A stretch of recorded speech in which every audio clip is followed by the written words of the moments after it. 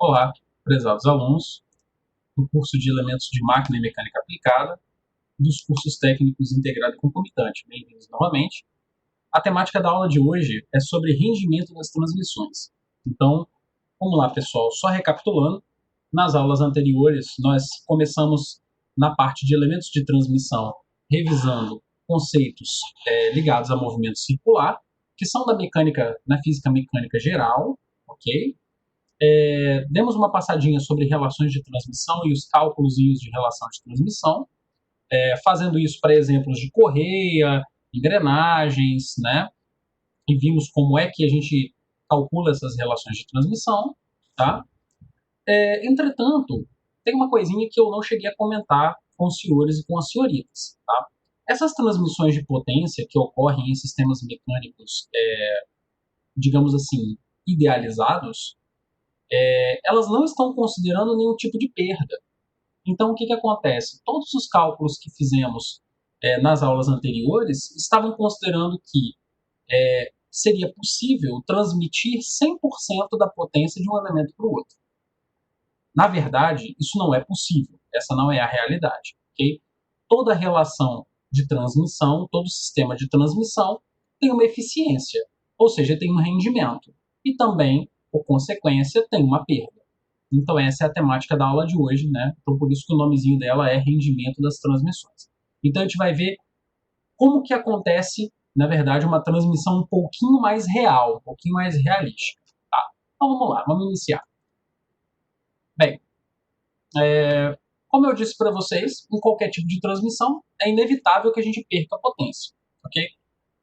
Então você perde potência em eixos, mancais, por atrito, transmissões por correia, por corrente, engrenagem, etc.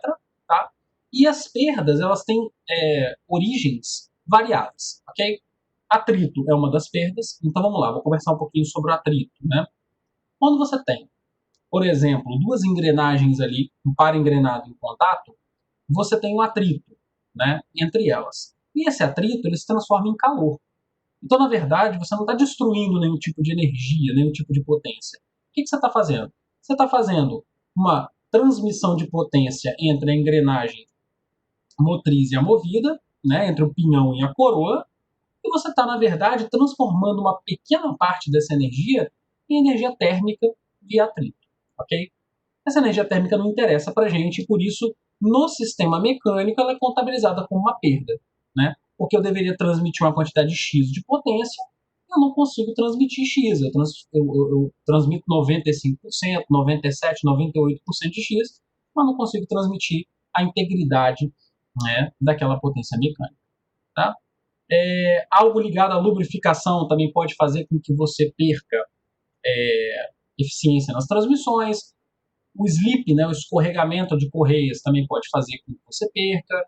Vibrações mecânicas, som, ruído e etc. Então a gente vai dar uma passada por isso aí. Tá? Então o rendimento, na verdade, a gente vai aprender a calculá-lo, mas considere o seguinte, tá? Você tem uma transmissão onde você tem uma quantidade de potência que chega, ok?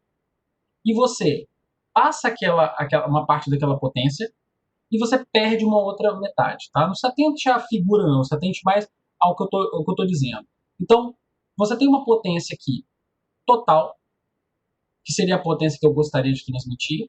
Essa potência útil é o que eu realmente consigo transmitir.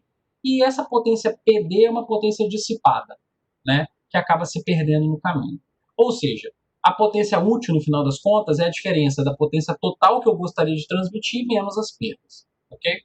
Ou a potência total seria a soma da útil mais a dissipada. Tá? Isso aqui é muito parecido com o pessoal aí do integrado, com física elétrica, quando você vai estudar circuitos elétricos e você tem uma corrente, uma potência elétrica gerada pela bateria, você tem uma potência útil e você tem uma potência dissipada que fica em função ali do quadrado da corrente elétrica. Então, muito parecido ali com física elétrica que vocês estudam também no ensino médio, tá bom? Então vamos lá. Considere esse exemplozinho aqui, essa ilustraçãozinha, né, de uma perda na transmissão por correia. Então você tem aqui, né, o sujeito motriz, que é o menorzinho, vamos supor que esse seja motriz e esse seja movido, então aqui seria uma relação que nós já vimos de redução de rotação, e aí você começa a colocar as nomenclaturas no desenho, certo? Então vamos lá, ó.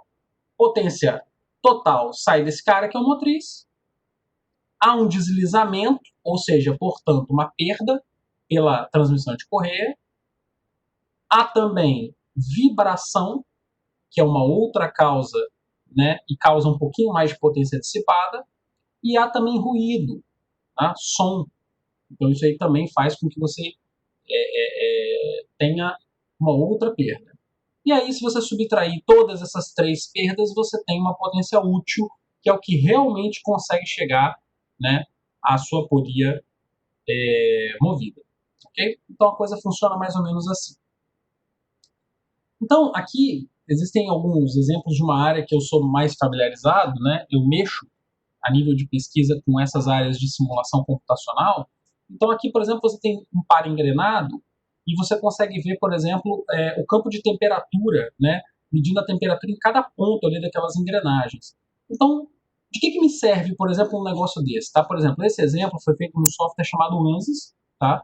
Que é um software multiphysics, ele simula qualquer tipo de fenômeno físico. Tá? Tem muita coisa dentro desse pacote comercial, ele é enorme. Tá? E, por exemplo, de que me serviria na prática eu olhar, por exemplo, para um resultado de uma simulação dessa e ver os pontos em que eu tenho uma temperatura mais elevada? Veja, provavelmente aonde eu tenho uma temperatura mais elevada é aonde eu estou tendo mais atrito. Então, essa é a analogia direta, por exemplo, e a utilidade de uma simulação como essa. Uma outra simulação, cavitação em bombas. Então, vocês devem ver melhor a parte de bombas na disciplina de hidráulica, um pouco na parte de hidráulica pneumática, mas também um pouco em tubulações industriais, onde a gente trabalha essa questão de perda de carga em tubulação e sempre tem uma bomba ali, e você aprende a fazer cálculos de perda de carga e acaba fazendo cavitação de bomba também. Uma outra simulaçãozinha para ilustrar, né, a nossa aula, tá? E aqui uma outra simulação, quando você tem a lubrificação e você acaba tendo desgaste tanto por atrito, né, quanto por turbulência causada por, na verdade, essa turbulência é causada pelo movimento da peça dentro de um fluido de lubrificação. Tá? Então, né, pelo que a gente está percebendo até agora, várias são as causas de perda de rendimento em sistemas mecânicos. Né? O que nós, como técnicos em mecânica, como engenheiros mecânicos, como atores, né, que estão ali diretamente ligados à indústria e a esses conjuntos mecânicos, devemos ter em mente. Sempre que possível, eu vou projetar, né, o meu sistema mecânico e eu vou fazer as manutenções de forma adequada, de forma a reduzir o máximo possível essas perdas. Né? Porque se eu estou perdendo potência, eu estou perdendo dinheiro, porque para gerar aquela potência eu gastei dinheiro. Então, se eu não consigo transmitir uma boa parte dela, eu estou perdendo dinheiro. Okay? Então, a gente tem que pensar sempre nessa visão econômica, porque é uma visão que a indústria pede da gente como profissionais técnicos e tecnológicos, né, e profissionais também de ensino superior, tá, de todos os níveis. Tá? Bem, aqui uma outra simulação, né, feita também com análise de vibrações. Né? Então, você consegue, né, na verdade, com esses softwares comerciais, né, como o ANSYS, que foi um exemplo que eu dei para vocês, vocês conseguem estar visualizando e medindo, né, alguns desses efeitos, né, mensurando, quantificando esses efeitos de vibrações. Né? Só para vocês terem noção, a análise de vibração é uma coisa assim que na indústria de grande porte, né, para grandes máquinas e equipamentos, é uma coisa fantástica. Você tem equipamentos que você liga para fazer o sensoriamento da sua máquina e você interpreta, né, aquilo que vem do sensoriamento da máquina e você consegue diagnosticar o que está acontecendo para poder gerar aquela determinada vibração ou aquela amplitude muito grande de vibração naquela máquina. Então é uma coisa assim, né, super fantástica, é uma área fascinante, né, e não só engenheiros podem se especializar, por exemplo, fazendo um curso de análise de vibração em máquina pesada, por exemplo, mas como técnicos também podem fazer um curso de aperfeiçoamento para poder, por exemplo, atuar numa indústria que preste serviço fazendo esse tipo de análise. Então, é o mercado todo que se abre aí na frente de vocês, que é interessante comentar com os senhores aí para que vocês possam, né, abrir sempre a mente de vocês. Tá? Aqui outra tela, né, de um software, né, fazendo, por exemplo, a medida de uma transmissão por correia, e vocês percebem o seguinte, né, que isso aqui é uma rampa de velocidade, né, no eixo Y aqui, em função do tempo. Então, o que você percebeu, por exemplo, nesse trecho aqui? Você percebeu que é como se a correia tivesse patinado, mas ela não aumentou de velocidade, ela ficou em zigue-zague só depois que ela voltou a tracionar e voltou a subir a sua velocidade. Então, nesse trecho aqui, ela deslizou. Ok? Então, a interpretação é mais ou menos essa. E aí vamos seguindo aqui uma outra simulação, mas acho que vocês já entenderam que essa área de eficiência das transmissões e otimização, tentando minimizar essas perdas, é uma área extremamente tecnológica, onde a gente tem ferramentas tanto de sensores, né, experimentais, quanto ferramentas no computador, ferramentas computacionais, para poder promover, digamos assim, um apoio ao profissional, né, que está aqui pensando e analisando e tentando sempre colocar os parâmetros na melhor formatação possível. Então, vocês já perceberam que a área é permeada de tecnologia, de inovação, de um monte de coisa bacana. Tá?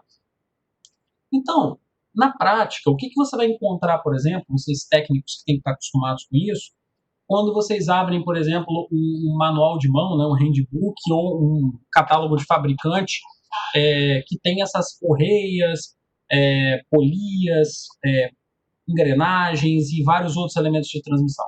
Vocês têm que estar acostumados com formatos como o que está aparecendo no slide atual, né, aqui para os senhores. Que seria um formato, né, seguinte, você tem tipos de correias, por exemplo, diferentes aqui, né, transmissão por correia, uma correia plana e uma correia em V, e você tem um range de eficiência dessa correia. Então, na média, essa correia aqui tem, por exemplo, nesse primeiro exemplo, de 96% a 97% de eficiência. Okay? Transmissão por corrente, por engrenagem e assim vai. Então, a gente tem que estar familiarizado com esses valores. Né? Professor, eu preciso decorar algum valor desse? Não, não precisa. Se você tiver fazendo um dimensionamento, um projeto, ou mesmo uma avaliação dentro aqui do Instituto Tecnológico, né, do Instituto Federal, você vai ter acesso a esses dados. Mas, por exemplo, o que não poderia acontecer que configuraria uma falha, por exemplo, na formação de um técnico em mecânica? Ele achar, por exemplo, que o rendimento de uma correia é algo na casa de 50%. Ou seja, quer dizer que 50% se perde e 50% eu consigo transmitir. Então, essa noção, essa ordem de grandeza das coisas, vocês têm que ter na cabeça de vocês. Então, percebam, o nosso cérebro ele consegue absorver uma quantidade finita, limitada de informações. O que você vai fazer? Né? Você vai selecionar muito bem as informações que você coloca. Então, em vez de você colocar para dentro uma informação específica demais, que só serve para uma situação, coloque um raciocínio geral que sirva para várias situações dentro da sua cabeça. Então, procure, desde hoje, começar a filtrar aquelas informações que você retém na sua cabeça como profissional. Isso vai te ajudar a ganhar versatilidade e aproveitar oportunidades que outros profissionais não vão conseguir aproveitar. Ok? Bem, vamos lá. Então, dito isso, você tem aqui outras tabelinhas, então isso que você já tem que estar acostumado. Eu vou bolar, né, falando agora para o pessoal em termos de avaliação, eu vou bolar aí um exercício avaliativo que vale uma quantidade de pontos bem grande, né, um pouco maior, focado mais nessa última parte que nós vimos de elemento de máquina, que está mais fresco, de relações de transmissão, de movimento circular, essa parte de rendimento das transmissões.